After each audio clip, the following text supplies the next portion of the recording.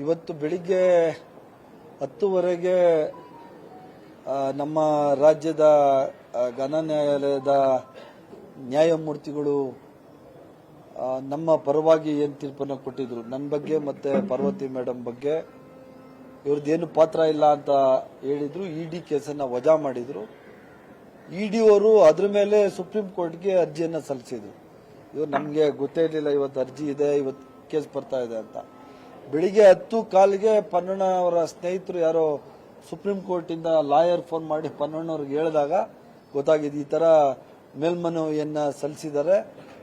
ಅವರು ಈ ಕೇಸನ್ನ ಮಾನ್ಯ ಮುಖ್ಯ ನ್ಯಾಯಾಧೀಶರನ್ನ ಒಳಗೊಂಡಂತೆ ತ್ರಿಸದಸ್ಯ ಪೀಠ ಇದನ್ನ ವಿಚಾರಣೆ ಮಾಡ್ತಾ ಇದೆ ಅಂತ ನಮಗೆ ಪನ್ನಣ್ಣ ಅವರು ಹೇಳಿದಾಗ ಗೊತ್ತಾಯ್ತು. ಆಗ ಪನ್ನಣ್ಣ ಹೇಳಿದಾಗ ಇಮಿಡಿಯೇಟ್ ನಾನು ಬರ್ತಾ ಇದ್ದೆ ವಿಧಾನಸೌಧಕ್ಕೆ, ನನಗೆ ಪಾವಗಡಕ್ಕೆ ಹೋಗೋದಿತ್ತು, ನಾನು ಬರ್ತಾ ಇದ್ದೆ. ಸಿಎಂಗೂ ಅವಾಗೇನೆ ಗೊತ್ತಾಗಿದ್ದು. ಸೊ ಪನ್ನಣ್ಣ ನಾನು ಅದನ್ನ ನೋಡಿದಾಗ ಅದರಲ್ಲಿ ವಿಚಾರ ತಿಳಿದು ಬಂತು.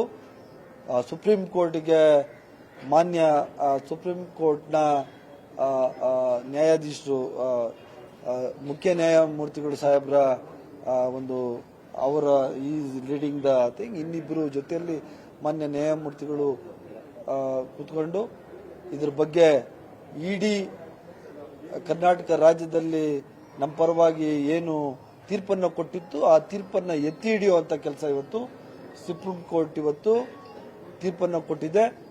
ನಾನು ಇಡೀ ದೇಶದ ನಮ್ಮ ನ್ಯಾಯಾಂಗ ವ್ಯವಸ್ಥೆಗೆ, ಸಂವಿಧಾನಕ್ಕೆ ಮತ್ತೆ ಸುಪ್ರೀಂ ಕೋರ್ಟ್ಗೆ ನಾನು ಮತ್ತೆ ಪಾರ್ವತಿ ಮೇಡಮ್ ಇಬ್ರು ನಾವು ನಮ್ಮ ಕೃತಜ್ಞತೆಗಳನ್ನು ಸಲ್ಲಿಸ್ತಾ ಇದ್ದೀವಿ. ಸರ್, ಮತ್ತೊಂದು ವಿಚಾರನ ಸುಪ್ರೀಂ ಕೋರ್ಟ್ ಹೇಳಿದೆ, ರಾಜಕೀಯವಾಗಿ ಇಡಿಯನ್ನು ಬಳಕೆ ಮಾಡ್ಕೊಳ್ಬೇಡಿ, ಎಲ್ಲವೂ ಕೂಡ ನನಗೆ ಗೊತ್ತಿದೆ ಅನ್ನೋ ಒಂದು ವಿಚಾರ ಕೂಡ ಸುಪ್ರೀಂ ಕೋರ್ಟ್ ಹೇಳಿದೆ. ಅದೇನೆ ನಾವು ನೋಡಿದವಾಗ ಅವರು ಪಾರ್ವತಿ ಮೇಡಮ್ ಆದ್ಮೇಲೆ ನನ್ನ ಕೇಸ್ ತಗೊಂಡು ಹೇಳಿದ್ರು ಈ ತರ ಇದು ಇನ್ನೂ ಆಳವಾಗಿ ಚರ್ಚೆ ಮಾಡಬೇಕಾಗಿದೆ ಅಂದಾಗ ಮಾನ್ಯ ಸುಪ್ರೀಂ ಕೋರ್ಟ್ನ ಘನ ನ್ಯಾಯಾಧೀಶರು ಇದನ್ನ ಪೊಲಿಟೈಸ್ ಮಾಡೋದು ಬೇಡ, ಎಲ್ಲಾನು ರಾಜಕೀಯ ದಾಳವನ್ನಾಗಿ ಉಪಯೋಗಿಸ್ಕೋಬೇಡಿ, ನಿಮ್ದೇನಿದ್ರು ಫೈಟ್ ಇದ್ರೆ ಅದನ್ನ ಎಲೆಕ್ಷನ್ಸ್ ಅಲ್ಲಿ ತೋರಿಸಿ, ಇಲ್ಲಿನ ನಮ್ಮನ್ನ ಇದನ್ನ ಎಲ್ಲ ಎಳೆಯೋಕೋಬೇಡಿ, ಮತ್ತೆ ನೀವು ಇದನ್ನೇ ಮುಂದುವರಿಸಿದ್ರೆ ನಿಮ್ ಬಗ್ಗೆ ಕಟುವಾದ ಶಬ್ದಗಳನ್ನ ನಾವು ಹೇಳ್ಬೇಕಾಗ್ತದೆ ಅಂತ ಹೇಳಿ ಸುಪ್ರೀಂ ಕೋರ್ಟ್ ಇವತ್ತು ಹೇಳಿದೆ. ನಾನು ಇವತ್ತು ವಿನಮ್ರವಾಗಿ ನನ್ನ ವಂದನೆಗಳನ್ನ ಇವತ್ತು ಸಂವಿಧಾನಕ್ಕೆ ಮತ್ತೆ ನಮ್ಮ ಸುಪ್ರೀಂ ಕೋರ್ಟ್ಗೆ ನನ್ನ ವಂದನೆಗಳನ್ನ ಮತ್ತೊಮ್ಮೆ ನಾನು ನಿಮ್ಮ ಮುಖಾಂತರ ಹೇಳಲಿಕ್ಕೆ ಬಯಸ್ತೀನಿ. ದೊಡ್ಡ ಮಟ್ಟದ ಜಯ ಅನ್ನೋದಕ್ಕಿಂತ ನ್ಯಾಯಕ್ಕೆ ಸಿಕ್ಕಂತ ಜಯ ಅಂತ ಈ ಸಂದರ್ಭದಲ್ಲಿ ಹೇಳ್ಬೇಕಾಗ್ತದೆ.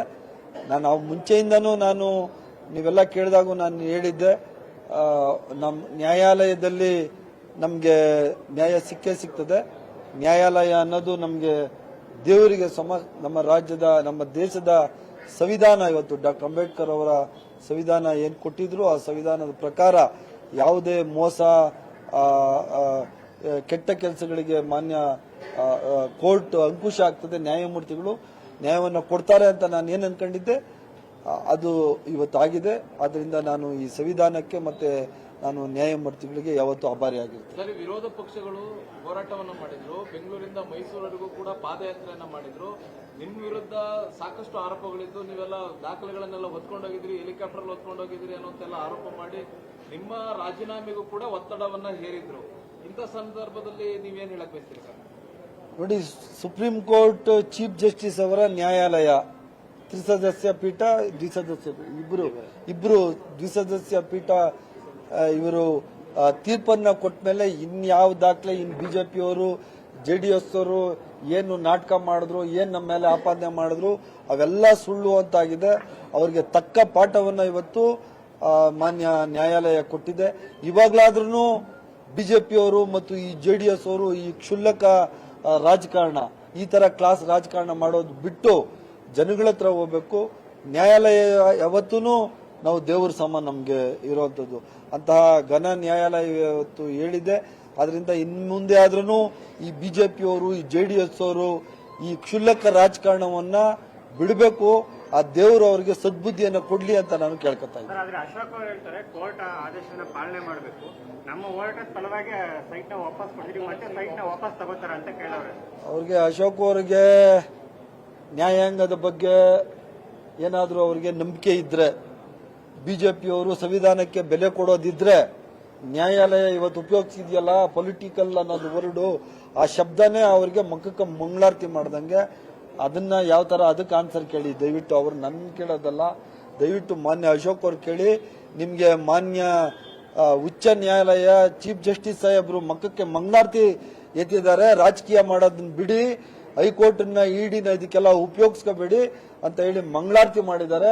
ಅವರಿಗೆ ಮಾನ ಮರ್ಯಾದೆ ಇದ್ರೆ ಮುಂದಕ್ಕೆ ಮಾನ್ಯ ನ್ಯಾಯಾಲಯಗಳ ಬಗ್ಗೆ ಕ್ಷುಲ್ಲಕವಾಗಿ ಮಾತಾಡೋದನ್ನ, ಈ ಕಾಮೆಂಟ್ಸ್ ಮಾಡೋದನ್ನ ಬಿಡ್ಲಿ ಅಂತ ನಾನು ಈ ಸಂದರ್ಭದಲ್ಲಿ ಹೇಳಿಕ್ ಬಯಸ್ತೀನಿ.